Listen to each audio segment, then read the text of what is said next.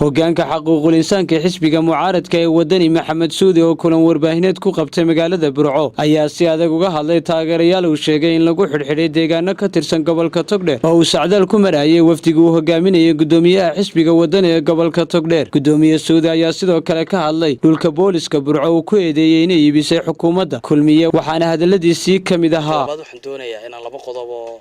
yaryar halkan ka hadlo. qodobka koobaad haddaan bilaabo xisbiga kulmiye la oran jiray wuxuu marayaa halkii udub ay mareysay kama dambaystii ayuu marayaa taageerayaal weyn ka war haynaayo taageerayaashii xisbiga wadani ee gobolka Togdheer iyo Sanaag iyo Soolba waxa uu kulmiye xukuumadda iyo xisbiga kulmiye waxay u adeegsadeen xarig markay arkeen si u firfircoon yihiin iyo hawlaha xisbiga u wadaan shalay u dambeysay magaalada Beledhig waxa ka dhacay soo dhaweyn aad iyo aad u qiimo badan ayaa lagu sameeyay xisbiga wadani run ahaantiina qaar ka mid ah taageerayaashii iyo howlwadeenadii iyo mas'uuliyiintii xisbiga xukuumaddu waxay u taxaabtay jeelka waynu ka war haynaa oo kale Sanaag oo kale iyana waa la mid Sool oo kale waa mid gobolka Togdheer waa la mid waxaan filayaa hadii waynu aragno shacabka reer Soomaaliland uu arka halkay marayso iyo xukuumadda iyo xisbiga kulmiye waxyaabaha lagu yaqaan waxa ka mid ah markay cid weydii cid soo raacdaba inay dadka yiraahdaan jeelashan ku gurayna wixii annaga naga hor yimaada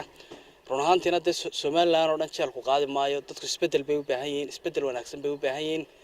uma baahna caburin iyo in xatooye iyo xoolahooda la cuno in dhulalka laga iibsado in iskuulada la iibsado in wixii danta guud la iibsado waxa kale oo ka war haynaa baryahan waxa aad u soo noqnoqday mool ka socday magaalada Burco gobolka Togdheer run ahaantii waxa dhacay waraaq baa la soo saaray markii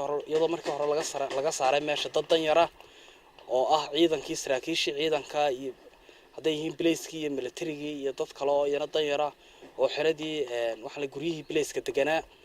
run ahaantii oo ka war haynaayo ciidanku mushaar ku filan ma qaato wuxuu qaataa waa dhowr boqol laana way ruf raashin u qaataa qolqol yar bay ka jireen meesha oo dawladii siyaad bareeberiga ay dhistay ay u deysay dawladii ka dambeeyayna ay daayeen oo lagu ilaalin jiray xukuumaddan kulmiye waxay damac ka galay way ka saareen dadkii ciidankii masaakiinta ahaa ee dalka u halgamayay wax kale aan haysan waxa la keenay in xukuumaddu inta tiraahdo waan dhisaynaa in la yiraahdo mool baa laga dhisayaa laga ganacsado iyadoo sidaa uu madaxweynuhu ku saxeexo marka horeba la yaabanaa in haddana meeshii la iibiyo la miisto gabigeediiba oo qolqol inta laga dhiso dad shacaba laga iibiyo la yiraahdo hebel wadna inta keen adna inta keeno qaat ruuxantii dalka hadii aan la wada yeelan oo aan isku si loogu danqan oo aan ciidankas heenka hadiya habeen bay inuu jira aan la ilaalin waxaan filayaa dawladnimada inoo suurta gali mayso waxa kale oo ka war haynaa imikaas soo baxaysa meel iskuul caan ka ah magaalada Burco in iyagana loo diray dilaaliin oo ereyadan Sheekh Bashiir waxa waynu aragnaayo hadeenan ka hortagin oo aanu shacabku iyaga dadkan iskale dhulkan iskale oo wax laga yaabo xukuumadda hadda jirta iyo shakhsiyaadka hadda joogaya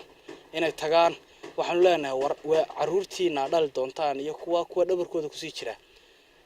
wax u dhiga oo aynu wax u dhigno Khadar Cabdirasaaq Salebaan Khadar Hanada Bulsha TV Burco.